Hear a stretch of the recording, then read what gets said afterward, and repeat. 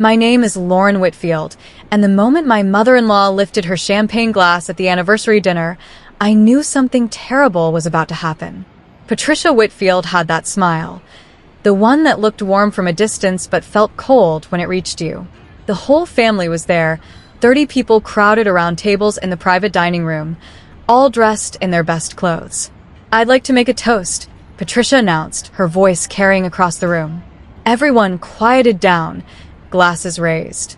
"To my beautiful family, and to my son Marcus, who has always had such a generous heart."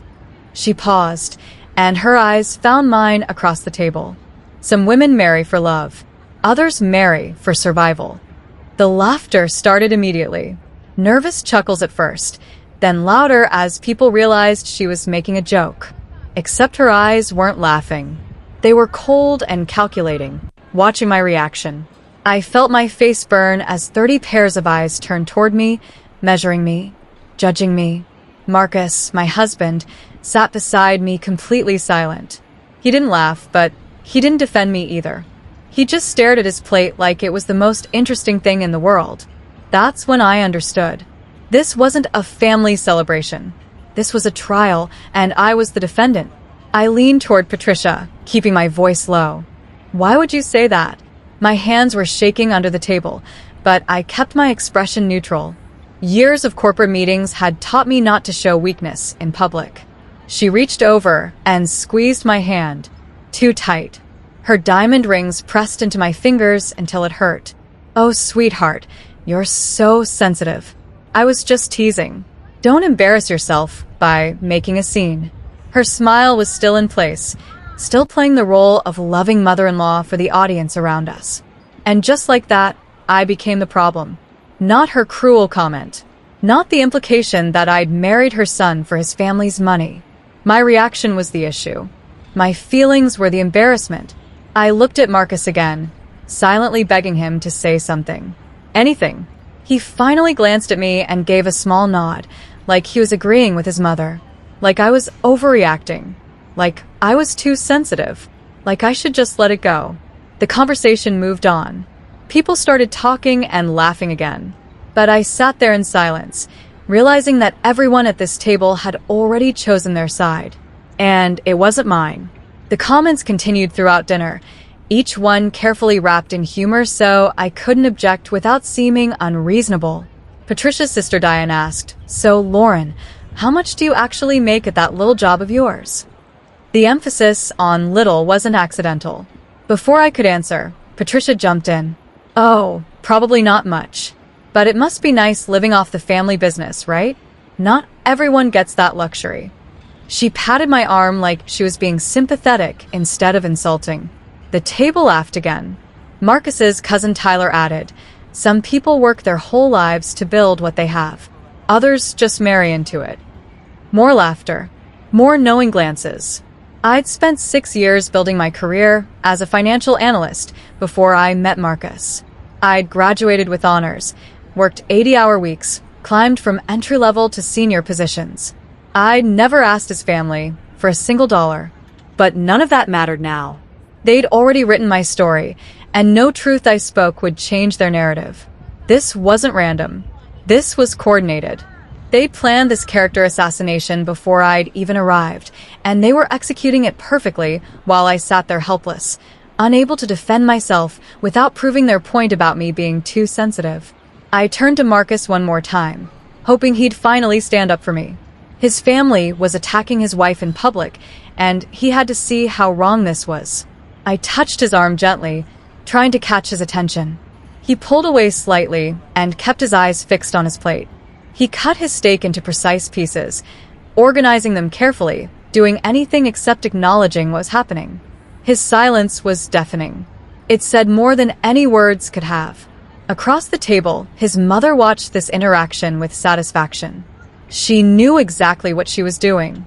She wasn't just attacking me. She was testing whether her son would choose his wife or his family. And Marcus was making his choice clear.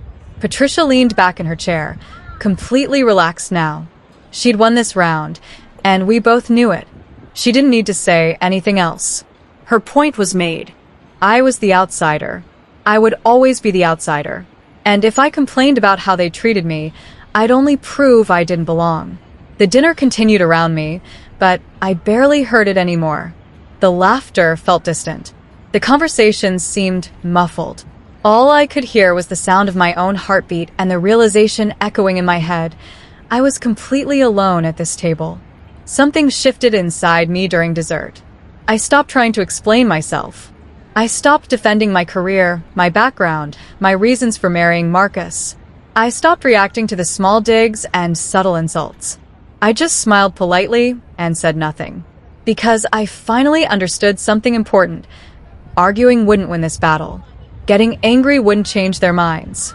Defending myself would only make me look weak and desperate. They'd already decided who I was, and nothing I said would matter. But evidence would matter. Facts would matter.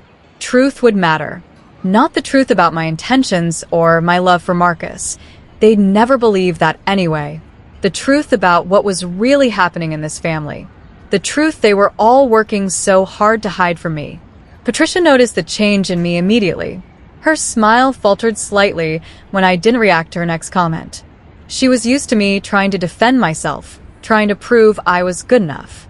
My silence confused her. Good. Let her be confused. Let her think she'd broken me. Let her believe I was giving up.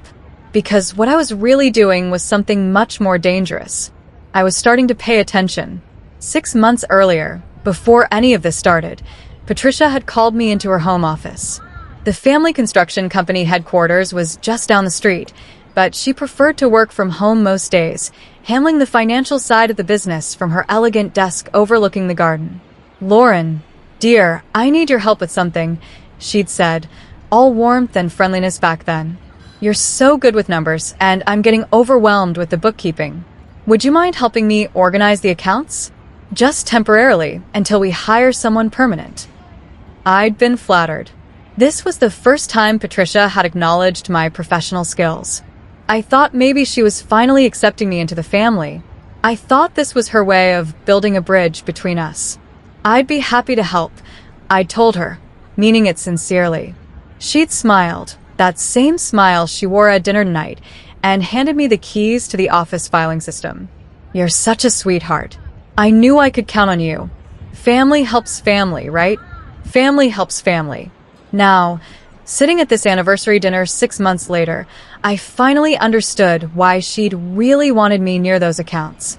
She hadn't been building a bridge. She'd been setting a trap. Monday morning, I sat at my desk at my own job and thought about those company books. I'd spent 3 months helping Patricia organize payroll, vendor payments, and tax documentation. I'd created new filing systems and digitized old records. I'd been thorough because I always was with financial work. Now I started remembering details I'd noticed but dismissed at the time. Invoices that seemed high. Strange transfers between accounts. Cash advances labeled simply as miscellaneous with no explanation. Payments to vendors I couldn't find records of delivering anything.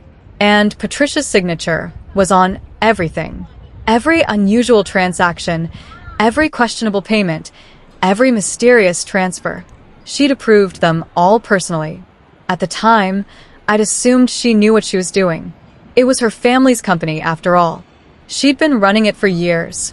But now, after watching how easily she manipulated the truth at dinner, after seeing how she painted me as a gold digger while everyone nodded along, I wondered what else she might be manipulating.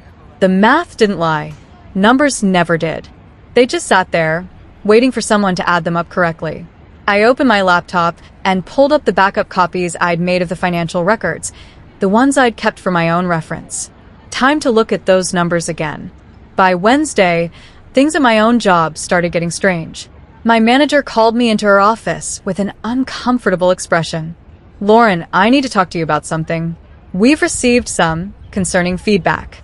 My stomach dropped. Concerning feedback from who? "Patricia Whitfield called yesterday. She mentioned you've been distracted lately, making mistakes with the family company finances.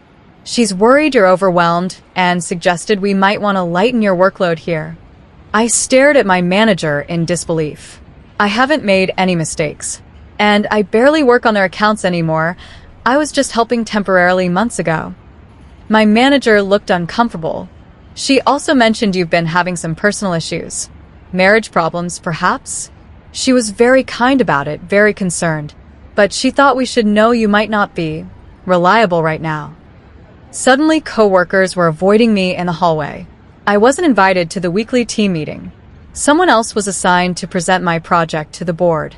My responsibilities started shrinking one task at a time, one project reassigned, until I was sitting at my desk with almost nothing to do.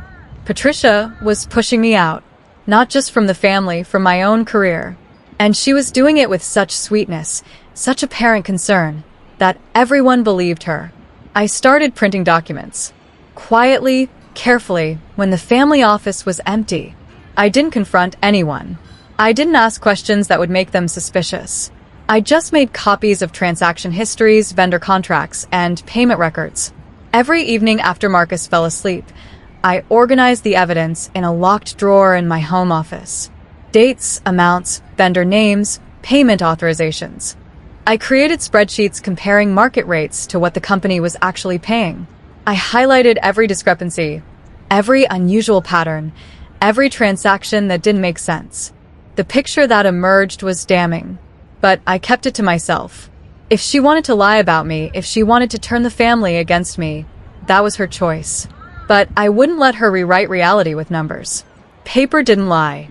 Bank records didn't have opinions. The math told the truth even when people wouldn't. Marcus asked me once why I was working so late. Just organizing some old files, I told him. It wasn't exactly a lie. He nodded and went back to watching television, not really interested in what I was doing anyway. He never asked follow-up questions about my work. That's when I realized he didn't actually know me at all. After 3 years of marriage, he had no idea what I did or what I was capable of. Patricia cornered me at the office one afternoon when I came to drop off some final paperwork. She was alone, her friendly mask completely gone. "Lauren, I've been thinking. We might need to outsource your role with the company accounts. Nothing personal, just business efficiency. You understand." That fake sympathy smile was back, but her eyes were cold. She was trying to sound apologetic while doing the exact opposite. This was calculated. Predatory. She thought I was scared, thought she was cornering a wounded animal. "Of course," I said calmly. "Whatever works best for the company." She blinked, clearly surprised I wasn't fighting back. "You're not upset?" Why would I be upset? It was always temporary, anyway. I smiled. The same polite smile I'd been giving her for weeks now. The smile that revealed nothing. She studied me for a moment, suspicious, but unable to figure out what I was thinking. Finally, she nodded. "Good. I'm glad you're being reasonable about this." I left her office and drove home, my heart pounding the entire way. But on the outside, I'd remained perfectly calm. Because while she thought she was pushing me out, I was actually collecting the last pieces of evidence I needed. And I had no intention of leaving quietly. Friday afternoon, my phone buzzed with a text from Patricia. "Family brunch this Sunday at my house. 11 a.m. Let's clear the air and move forward together." Red heart. I stared at that message for a long time. In my experience, "let's clear the air" meant I want an audience while I publicly humiliate you again.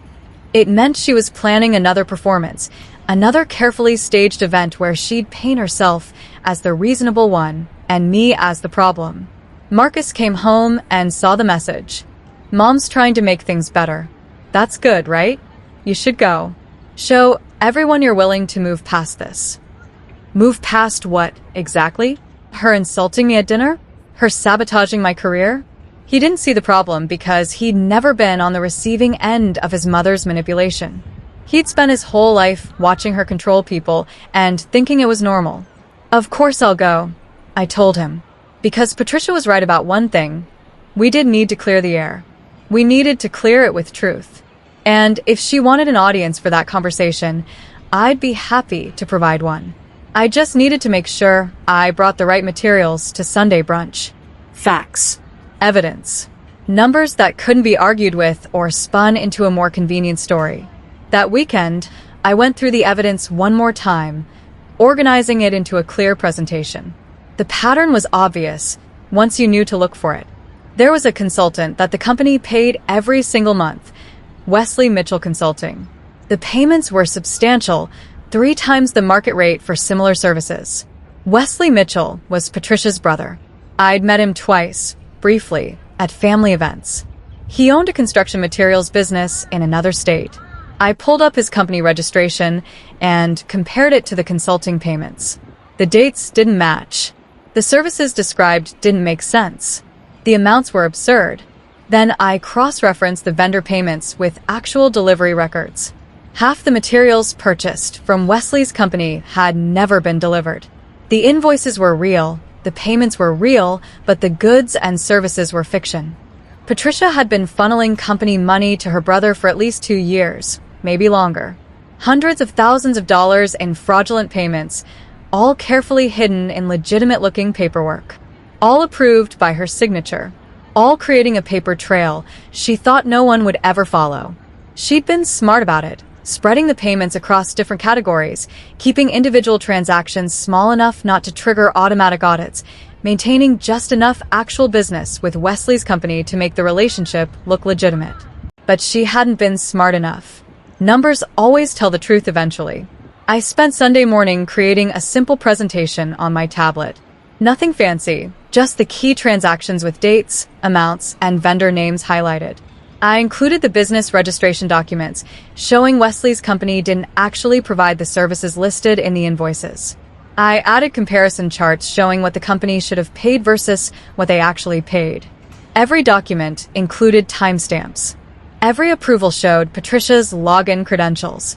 Every payment authorization had her digital signature. This wasn't circumstantial evidence or suspicion. This was a documented record of fraud, clear and undeniable. Marcus noticed me working. "What are you doing?" "I thought we were just having a casual family brunch. Just some work stuff. I'll explain later." I smiled at him, the same way his mother smiled at me, saying one thing with my words and something entirely different with my eyes. We drove to Patricia's house in silence. Marcus seemed nervous, probably worried I'd make a scene or be difficult at the brunch. He had no idea what I was actually planning. He'd spent so long not paying attention to me that he'd forgotten I was capable of anything except being his quiet, accommodating wife. When we arrived, the family was already gathering.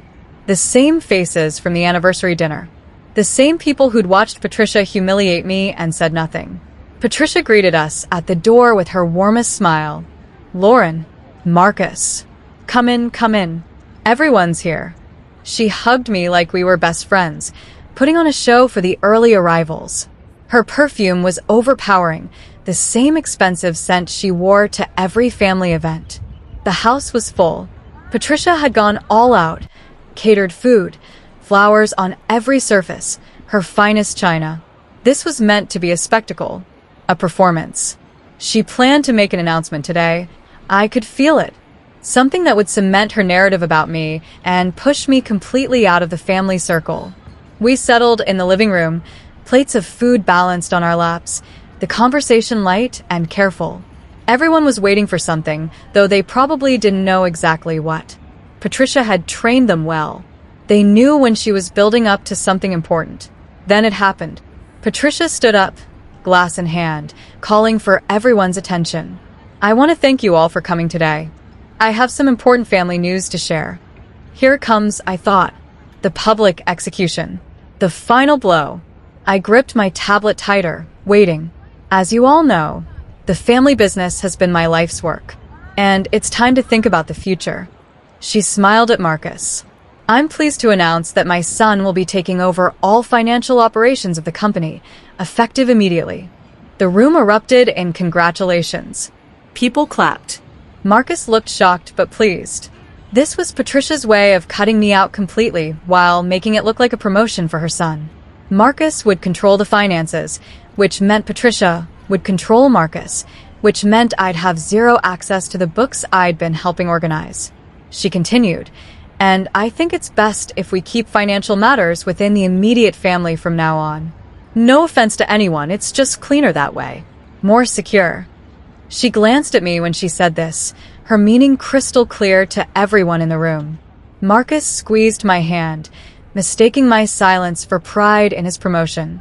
He had no idea his mother was publicly firing me from a job I'd never been formally hired for. He didn't understand this was her way of making sure I couldn't access the records anymore, couldn't see the evidence of her fraud, couldn't question the suspicious payments. She'd been planning this for months.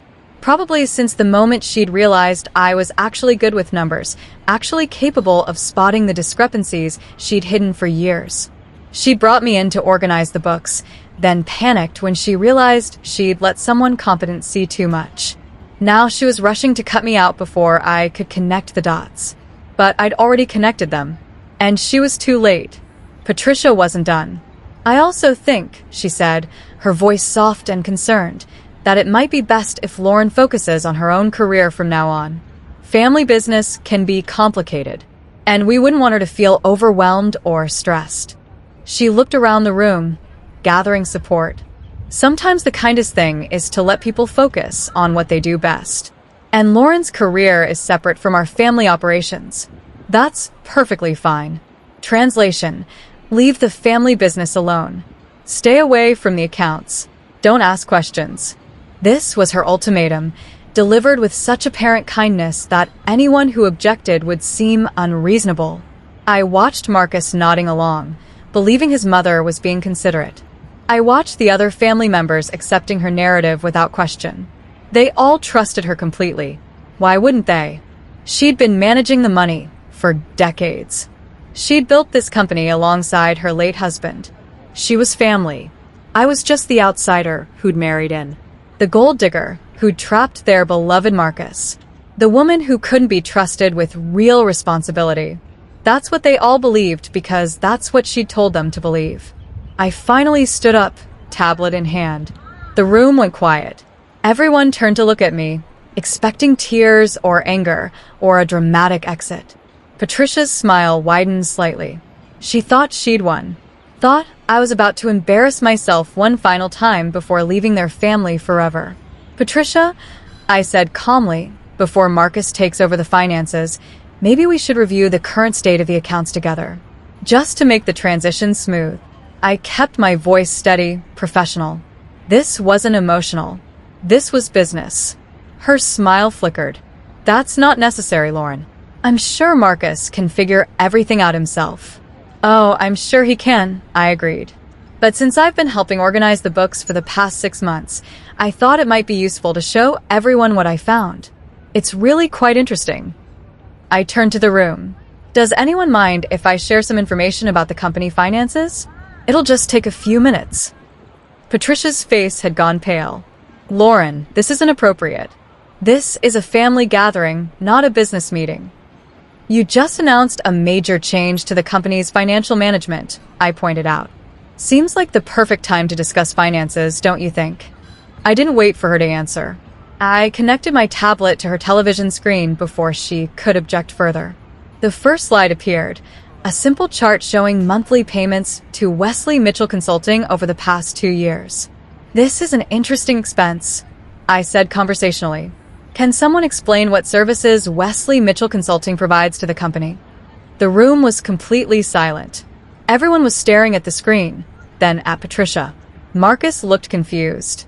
Who's Wesley Mitchell? Wesley Mitchell is your uncle, I said gently. Patricia's brother.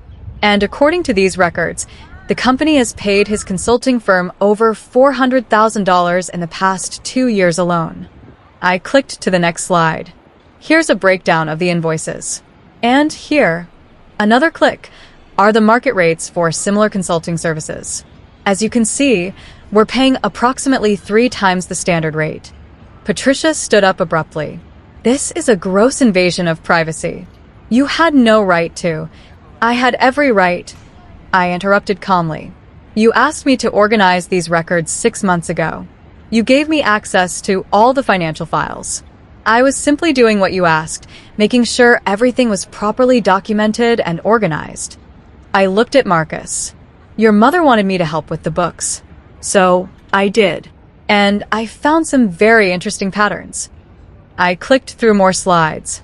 The fake delivery records. The inflated invoices. The payments for services never rendered. The timestamp showing Patricia's approval on every single fraudulent transaction. The comparison between what Wesley's company claimed to deliver and what had actually shown up at job sites. Every family member in that room was now staring at the screen in growing horror. These weren't vague accusations. These were facts. Numbers. Bank records. Digital signatures. The kind of evidence that couldn't be explained away or reframed as a misunderstanding. Patricia's hands were shaking. There must be some mistake in the records. I'll need to review. There's no mistake, I said quietly. I've checked everything multiple times. Every transaction is documented with your login credentials and your digital signature. The timestamps are clear. I paused, letting the information sink in. But here's what really concerns me. I clicked to a new slide showing a timeline. 3 weeks ago, the company's primary bank flagged these payments as suspicious. They froze one of the accounts pending an investigation. Patricia, you called me 10 times that day, remember? You needed my help urgently because you couldn't access the account. I turned to face her directly. You told me it was just a banking error, that everything was fine. But it wasn't fine, was it? The bank was questioning the Wesley Mitchell payments. They wanted documentation of the services provided. They wanted proof the transactions were legitimate. Patricia's mouth opened and closed, but no words came out. For the first time since I'd known her, she had no smooth explanation, no quick lie to make everything seem reasonable. Marcus stood up slowly. Mom, what is she talking about? Is this true? His voice was shaking. His face had gone white. He'd just realized his promotion wasn't about trust or family continuity. It was about his mother desperately trying to hide evidence of fraud before the bank investigation went deeper. I clicked to another slide. Here's what the bank asked for. Proof of services rendered, copies of contracts, documentation of work completed. Standard due diligence for payments this large. I looked around the room. I spent the past 3 weeks trying to find that documentation. Do you know what I discovered? Most of these consulting services never existed. The contracts are vague. The deliverables are undefined. The work was never completed because it was never actually commissioned. A man I didn't recognize, someone from the extended family, stood up. Are you saying Patricia has been stealing from the company? From all of us? His voice was angry, disbelieving. I'm saying the numbers don't add up. I replied carefully. I'm saying payments were made that can't be justified. I'm saying money left the company accounts and went to a vendor owned by Patricia's brother, but there's no evidence the company received anything of value in return. I paused. I'm saying this needs to be investigated by professionals. Accountants. Possibly lawyers. Patricia finally found her voice. This is slander. You're lying. You're trying to destroy this family because you... I have bank records, I said simply. I have your digital signatures. I have timestamps. I have comparison data from industry standards. I have emails between you and Wesley discussing the payments. Everything is documented. I clicked through several more slides, showing the evidence piece by piece. These aren't opinions or accusations. These are facts. Marcus was staring at his mother like he'd never seen her before. Mom, tell me this isn't real. Tell me there's an explanation. His voice broke. This was his mother, the woman he trusted more than anyone, including his wife. His whole worldview was crumbling. Patricia looked around the room, searching for an ally, someone who would defend her. But everyone was silent, staring at the evidence on the screen. The numbers were too clear. The pattern was too obvious. Even the family members who'd laughed at her jokes about me, who'd nodded along when she questioned my motives, couldn't deny what they were seeing. It was just, I was helping Wesley's business during a difficult time, she finally said, her voice weak. He was struggling, and I thought, you thought you'd use company funds to bail him out? I finished. Except you didn't tell anyone. You didn't get board approval. You didn't document it as a loan or investment. You disguised it as legitimate business expenses and approved the payments yourself, using your access to the company accounts. Someone in the back of the room was on their phone. I'm calling Stuart, a voice said. Stuart was the family's attorney, the one who handled all their legal matters. He needs to hear about this. Patricia sat down heavily, all her confidence gone. Her perfect mask had finally cracked, and everyone could see what was underneath. The lawyer arrived within an hour. Stuart was a no-nonsense man in his 60s who'd known the family for decades. He listened to everything, reviewed the evidence on my tablet, asked questions about the accounts. His expression grew grimmer with each slide. "This is serious," he finally said, looking at Patricia. "This is potentially fraud. Corporate theft. The financial exposure here could bankrupt the company if clients find out. And there are tax implications. These payments were claimed as business expenses. If they weren't legitimate business costs, that's tax fraud." He turned to Marcus. "The board needs to meet immediately. This is a crisis." Marcus looked like he might be sick. His mother had just been exposed as a criminal, and he was about to inherit a company drowning in legal liability. Everything he'd thought was secure, his family's reputation, their business, his relationship with his mother, had just exploded. The family members were standing in clusters now, whispering urgently. Some were angry. Some looked betrayed.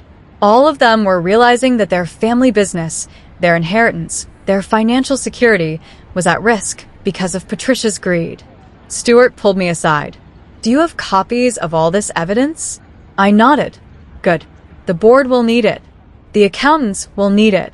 Possibly the prosecutors will need it. You might have saved this company by finding this before it went further." An emergency board meeting was called for that evening. The board consisted of 5 family members plus 2 outside advisors. I wasn't invited, but Marcus was. He was now a board member by default, having just been appointed to manage finances, though that appointment suddenly looked very different than it had a few hours ago. Patricia was immediately removed from any financial authority pending a full investigation. Her access to accounts was revoked. Her approval authority was suspended. She was, in effect, fired from the company she'd helped build, pushed out by the same family members who'd trusted her completely just hours earlier. The board voted to hire an outside forensic accountant to review all transactions from the past 5 years. They voted to contact the bank and cooperate fully with any investigation. They voted to implement new financial controls and oversight procedures. Everything Patricia had managed alone would now require multiple approvals and regular audits.